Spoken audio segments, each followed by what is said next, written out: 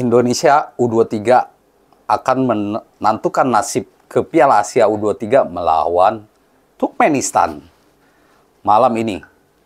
Dan Indonesia di atas angin karena hanya butuh hasil imbang. Tapi saya yakin Garuda Muda ogah imbang. Saya jelaskan soal formasi dan bagaimana mengalahkan Turkmenistan di video ini.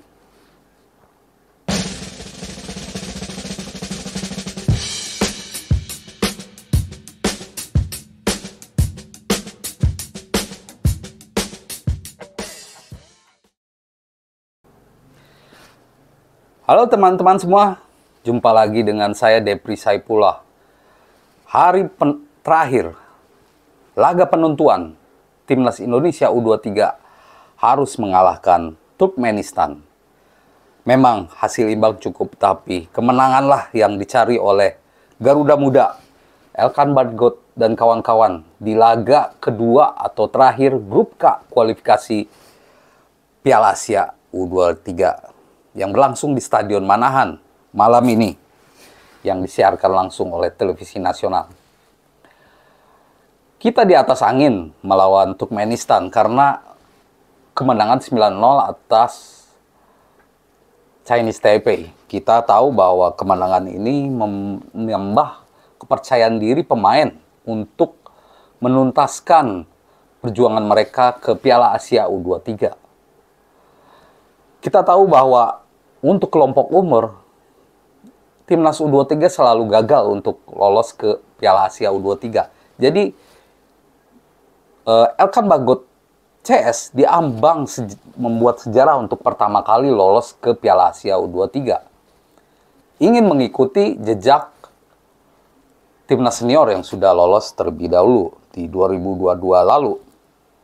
Tapi Timnas senior udah 5 kali lolos ke Piala Asia, sedangkan untuk U23 belum sama sekali. Maka itu ini menjadi sejarah.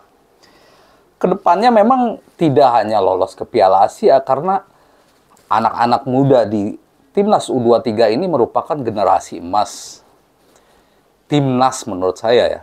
Karena pemain-pemain yang ada sekarang adalah pemain-pemain yang sudah mencetak prestasi. 1 medali emas di SEA Games lalu pernah meloloskan Indonesia di Piala Asia, dan prestasi-prestasi lainnya yang akan terjadi ke depannya. Jadi bagi Sintayong, kemenangan lawan Turkmenistan wajib. Jadi hasil imbang bukan pilihan, seperti wawancaranya usai latihan terakhir pada hari Senin. Dia menegaskan bahwa kemenangan adalah mutlak. Dia yakin kemenangan bisa diraih oleh pemainnya Indonesia karena kualitas pemain kita tidak kalah dari Uzbekistan. Kita akan berlanjut ke soal strategi, karena Turkmenistan tentu berbeda dengan Chinese Taipei. Dari segi skill, dari segi pengalaman, dari segi kemampuan taktik, pelatih tentu berbeda. Turkmenistan 2022 lalu main di Piala Asia U23, bahkan sampai ke 8 besar. Jadi tidak bisa kita anggap enteng juga. Mereka juga menang 4-0 atas Chinese Taipei ya. Dan tentunya Sintayong akan menerapkan strategi yang berbeda di laga nanti.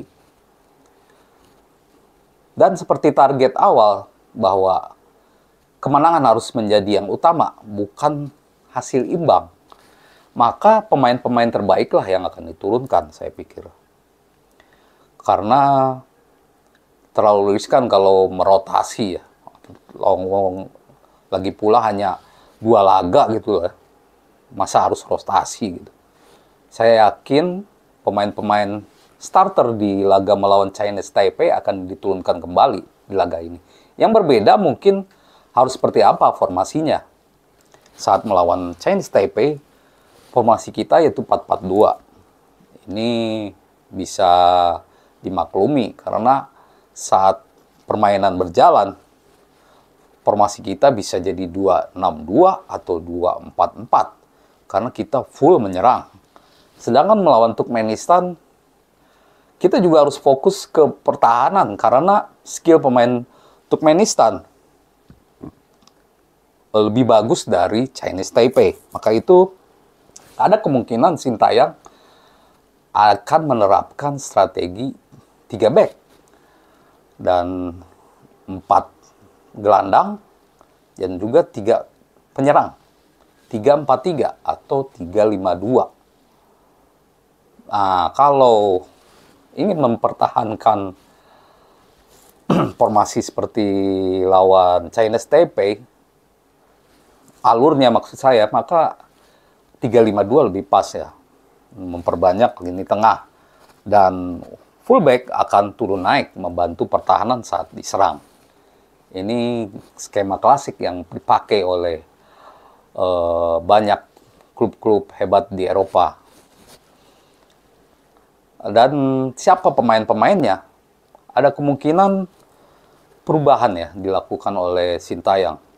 Kalau full main dengan 3 back, maka harus dicari 3 back terbaik. Dan menurut saya ada 3 back terbaik yang ada di squad sekarang, yaitu Rizky Ridho, Elkan Bagot, dan Dewangga. Dan 3 pemain ini saya pikir cukup bagus lah untuk membungkam paling nggak si nomor 11 sama Matt Hidrov.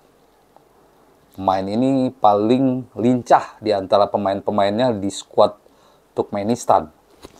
Kuncinya ini, membungkam nomor 11, maka Turkmenistan sepertinya akan kesulitan untuk membobol gawang timnas Indonesia. Nah,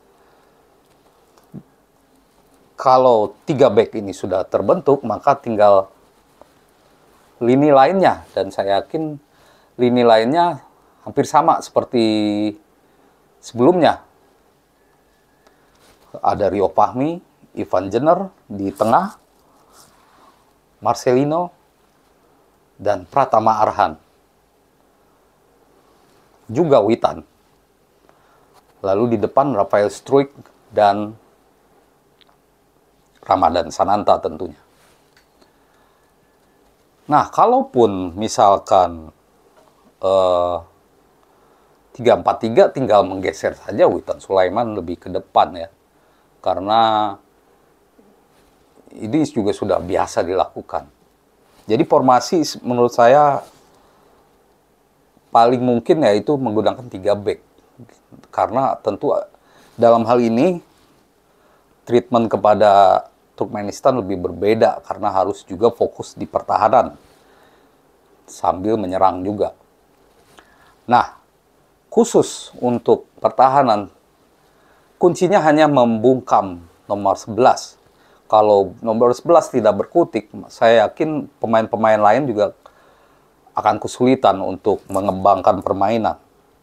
Karena kunci dari Turkmenistan ini ada di nomor 11, sama Matt Hidrov itu ya, sama Matt Hidrov. Nah, setelah formasi terbentuk, maka kita tinggal menjaga konsistensi permainan lawan Turkmenistan. Saya yakin bahwa timnas kita, timnas U23 masih bisa atau mampu untuk mencetak gol lagi. 2-3 gol saya yakin bisa dilakukan di pertandingan ini. Dan mungkin bisa menjaga clean sheet ya. Dan saya pikir tidak hanya menang di Turkmenistan ini. Kemenangan hanya target pertama, tapi kedepannya Sintayong saya yakin sudah memikir kedepannya bagaimana dengan skuad yang ada sekarang. Ibaratnya dia sedang mematangkan pemain-pemain emasnya di skuad timnas Indonesia. Jadi timnas U23 akan membuat sejarah untuk lolos pertama kali dan kita ada di atas angin karena cukup meraih hasil imbang. Jangan dilupakan bahwa agenda masih panjang Dan pemain-pemain ini juga akan sibuk lagi gitu di bulan-bulan berikutnya. Karena U23 sekarang adalah rasa senior yang saya pikir akan menjadi pilar timnas Indonesia senior di masa mendatang. Jadi kuncinya adalah memperhatikan pertahanan dan juga melakukan momen-momen serangan dengan baik. Di laga Chinese Taipei yang beda kualitas, kita sudah melakukannya. Kini harus melakukannya lagi saat melawan Turkmenistan. Dan itu bukan hal mudah, tapi saya yakin bisa dilakukan. Modal sudah ada di tangan karena kepercayaan diri pemain sangat besar, semangat besar, dukungan dari fan timnas besar karena tiket sold out. Jadi tidak ada alasan untuk meleset itu dari target. Imbang pun jangan, menang 2 atau 3 gol lah, cukup lah untuk memastikan lolos ke Piala Asia U23. Karena ini akan menambah kepercayaan diri kita. Jangan lupa bahwa akhir bulan juga ada Asian Games 2022 ya harusnya, tapi digelar 2023. Tanggal 19 ini mulai main, yang dilatih Indra Sapri.